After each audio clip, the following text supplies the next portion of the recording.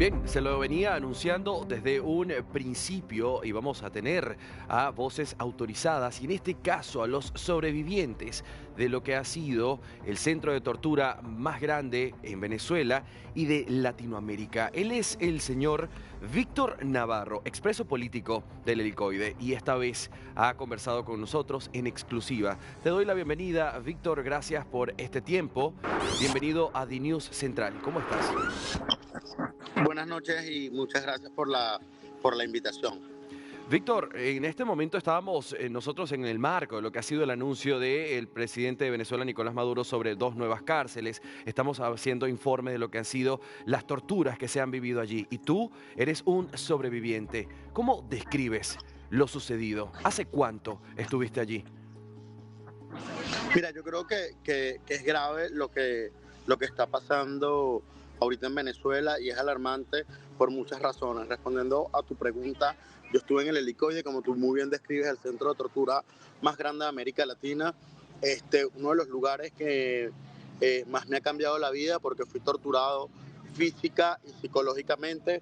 Pido disculpas a las personas que nos escuchan por el sonido de fondo, pero Maduro usa la política de la tortura, de la persecución, del asesinato para mantenerse en el poder, y en el año 2018 yo fui víctima de uno de estas atrocidades, como lo han sido alrededor de 16.000 personas desde el año 2014 que Maduro Sí. asume el poder y se intensifica la dictadura que hay hoy en Venezuela. Víctor. En ese sentido, perdón, es muy grave lo que estamos viviendo en el país, no solamente porque lo he vivido en carne propia, sino porque hoy lo están sufriendo cientos de miles de venezolanos. Bien, nosotros lo estamos compartiendo acá, haciéndole seguimiento a este tipo de información. Víctor, te reitero la pregunta, ¿hace cuánto tiempo estuviste allí? Pero también ponnos el contexto. ¿Dónde estabas? ¿De qué manera te llevaron hasta el lugar? ¿Quiénes lo hicieron? ¿Cómo fue el proceso? Es decir, ¿en qué momento deja de Mira, ser una detención para convertirse en secuestro? sí, lo primero es que fue una detención arbitraria perfectamente perpetrada. Ellos llegaron a mi casa a las 4:30 de la madrugada, tumbaron la puerta sin ninguna orden de captura, ninguna orden de allanamiento. Entonces ya allí podemos ver cómo es arbitrario todo. Luego de eso, duré varios días desaparecido. Mientras le decían a mi mamá que me llevara a la morgue, me dijeron que me iban a hacer una entrevista y me llevaron a este centro de tortura, ubicado en la ciudad de Caracas, en pleno centro de la ciudad de Caracas, y allí es donde fui torturado. Ellos dijeron que yo había hecho una célula terrorista financiada por Estados Unidos para acabar con el régimen de Nicolás Maduro, mientras la verdad es que yo tenía una organización en la que trabajaba con jóvenes en situación de calle. En este sentido, este, es muy fuerte porque es una dinámica que te cambia completamente la vida, porque la manera que vives tú en estos centros de tortura es una forma completamente precaria, ¿no? Estamos hablando de que yo duré 5 meses sin ver el sol, sin tener un abogado, sin recibir una visita, sin que me permitieran una llamada en este centro de tortura.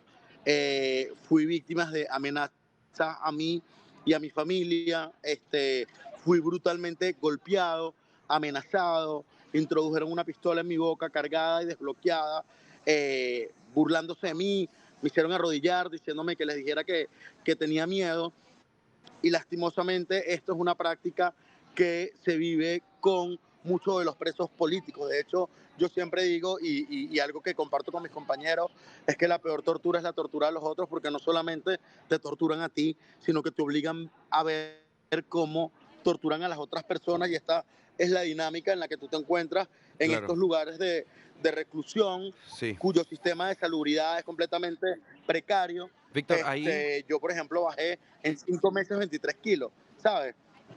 sí, ahí quiero detenerme y lamento desde ya tener que pedirte esto, pero estamos tratando de informar y que la gente también haga en su imaginario lo que ahí sucede. ¿Puedes describir cómo es el lugar? Nosotros estamos mostrando la imagen desde afuera, pero desde dentro, ¿cómo es? Mira, yo estuve en dos celdas, una llamada preventiva 1, estamos hablando de una celda en la que caben 4 personas y éramos 16. pero es una celda, no en el momento en el que yo estuve, pero es una celda en la que han metido hasta 35 personas que les ha tocado dormir de pie. Y esto creo que es algo importante de destacar ahorita, donde se están ejecutando tantas detenciones arbitrarias de manera masiva, ¿no?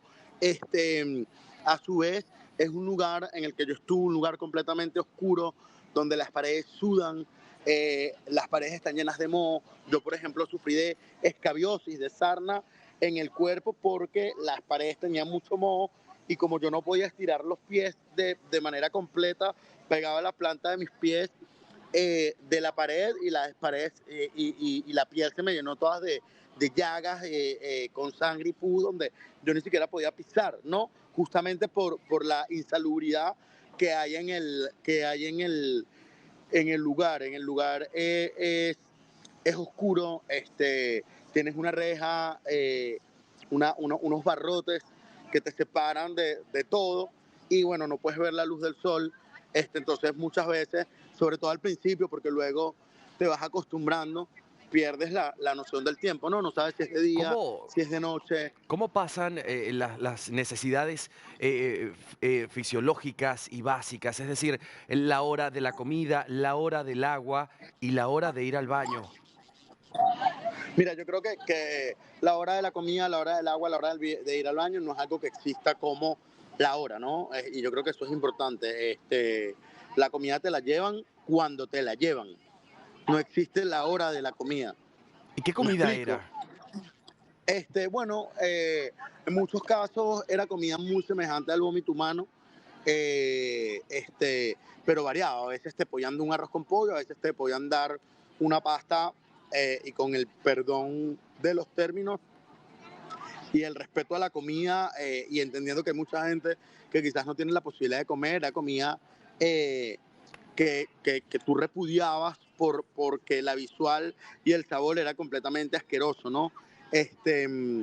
A su vez, nos tocaba defecar en las bandejas de esa misma comida porque durante muchos días nos sacaban las heces fecales de nosotros mismos. Entonces hacíamos algo que se llamaba barquitos y teníamos que defecar en las bandejas de comida y eso duraba ahí 4 o 5 días y obviamente era muy triste y precario porque el mismo tipo de comida te generaba a ti malestar estomacal y era una constante y una situación muy difícil de las 16 personas que estábamos allí poder contenernos de que no predominase el olor a orina y a heces fecales allí. Orinábamos en los envases de gaseosa, Claro. de refresco. Víctor, Y bueno, estar ahí era humillante, ¿no? Y asqueroso.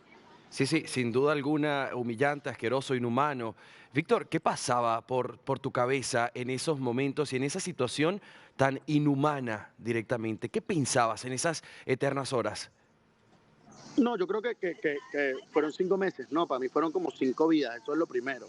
Yo creo que pasan demasiadas cosas, desde no querer seguir viviendo, este, hasta aprender a llenarte de paciencia. Yo creo que a mí me fortalecía saber que había gente afuera que sabía que todo era arbitrario, que había un gobierno y unos responsables directos de lo que estaba pasando, pero yo creo que el sentimiento y los pensamientos que predominan son cosas completamente negativas porque la naturaleza de todo esto es la criminalidad de un régimen que está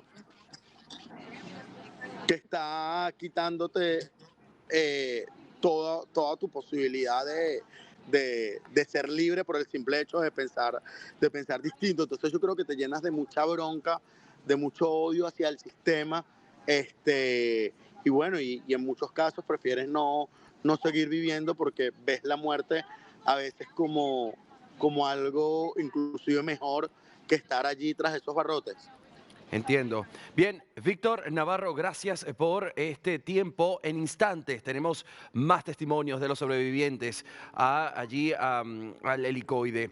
Te agradezco por tu tiempo.